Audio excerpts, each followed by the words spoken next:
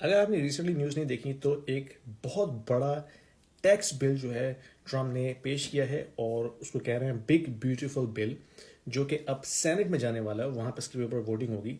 उसमें बहुत सारी चीज़ें हैं, यूएस इकोनॉमी के हवाले से, यूएस में टैक्स ब्रेक्स के हवाले से, और जो मजीद उन्होंने इन्वेस्टमेंट करनी है यूएस के अंदर, स्टिमुलेट करनी है इकोनॉमी को, उसके हवाले से बहुत सारी चीज़ें हैं। कहने का मकसद ये है कि ये जो डोज के नाम पे इलॉन मस्क ने कैंपेन चलाई थी कि हम डेफिसिट कम करेंगे, वो डेफिसिट की धज्जियां उड़ जाएंगी अगर ये बिल पास हो गया, जो कि मोस्ट लाइकली होने वाला है।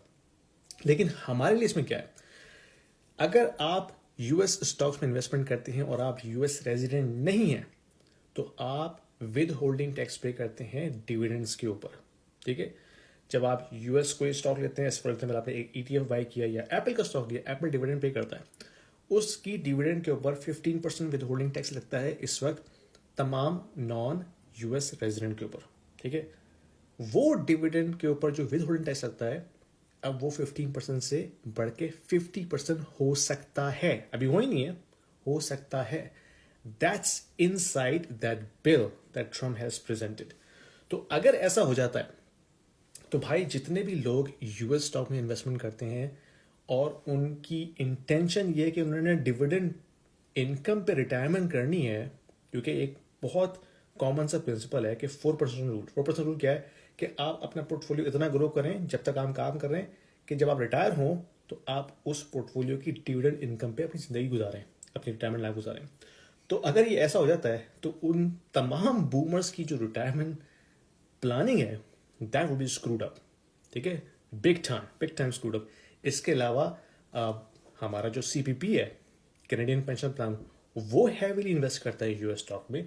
काफ़ी सारी इन्वेस्टर जो हैं वो अपना कैपिटल यूएस स्टॉक में डिप्लॉय करते हैं। हम सब की जो RRSP है उसमें आप चेक कीजिए आपके कितने सारे यूएस स्टॉक्स होंगे। TFSA में आप स्टॉक इन्वेस्टमेंट करते हैं तो आपके यूएस के स्टॉक तो भाई हर कोई टेक स्टॉक बाय करता है ना, माइक्रोसॉफ्ट, एनवीडिया, गूगल। तो इन सब पे इम्पैक्ट पड़ेगा डिविडेंड इनकम पे। खैर, ग्रोथ जो स्टॉक होते हैं उनकी तो डिविडेंड इतनी ज़्यादा नहीं होती, लेकिन जो वैल्यू स्टॉक्स होते हैं जिनका मकसद ही कैश फ्लो जनरेट करना है डिविडेंड की सूरत में, वो बहुत बुरी तरह से इम्पैक्ट होंगे। तो अभी ये हुआ नहीं है, it's a bill that is being presented. अगर हो जाता है तो it will have a lot of implications. सिर्फ यही नहीं, टैक्सेशन के हवाले से फाइलिंग, कितने सारे फॉर्म भरने आपने IRS के लिए, और टैक्सेस किस तरह से फाइल करना है, that is also a big unknown. इस वीडियो का मतलब सिर्फ आपको अवेयरनेस देना है कि भाई this is coming, prepare for it. अच्छा, आप करें क्या? हमने अपने आप को कैसे प्रोटेक्ट करना है?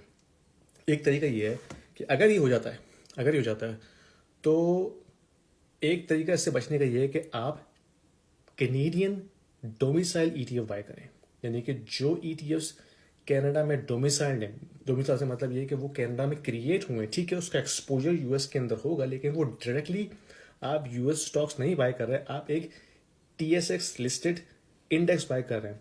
वहां पे आपकी बचत हो जाएगी, क्योंकि अगर वहां से आपको जो डिविडेंड मिलेगा that is not subject to withholding tax. ठीक है, लेकिन अगर आप डायरेक्ट यूएस स्टॉक बाय कर रहे हैं that is subject to 15% withholding tax. तो एक तो ये तरीका है। इसके अलावा भाई डाइवर्सिफाई करें, स्टॉक्स में अपना जो वेटेज है वो कम रखें।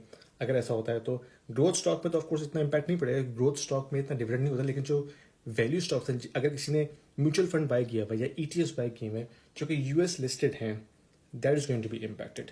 इसके अलावा डाइवर्सिफाई करें, गोल्ड में अपनी एक्सपोजर रखें, बिटकॉइन में अपना एक्सपोजर रखें। Bitcoin is becoming main stream. अगर आप अटेंशन नहीं पे कर रहे, you must pay attention on bitcoin. दुनिया में अब उसको रिकग्नाइज किया जा रहा है। वॉलेटिलिटी रहेगी, मैं ये नहीं कह रहा कि बिटकॉइन की प्राइस जो स्टेबल रहेगी, it will be volatile, but this is something that everyone should have its exposure. तो ये है भाई। अगर पसंद है वीडियो शेयर कीजिए, लाइक कीजिए, सब्सक्राइब कीजिए। और मेरा एक छोटा सा कोर्स है इन तमाम चीज़ों को एक्सप्लेन करने के लिए मैंने बनाया है सादा अल्फाज के अंदर। अगर कोई बिगिनर है वो अपनी नॉलेज अपग्रेड करना चाहता है, चेक इट आउट। आपको लिंक मिल जाएगा कमेंट्स के अंदर। इसके अलावा मेरी छोटी सी व्हाट्सएप कम्युनिटी है जिसमें हम लाइक माइंडेड पीपल जो हैं वो अपने आप को पुश करते हैं, लर्न टुगेदर, ग्रो टुगेदर। तो अगर आप ज्वाइन करना चाहते हो तो लिंक आपको मिल जाएगा कमेंट्स में। Check it out and let me know what you think about this. ख्याल रखें। I'll see you next time.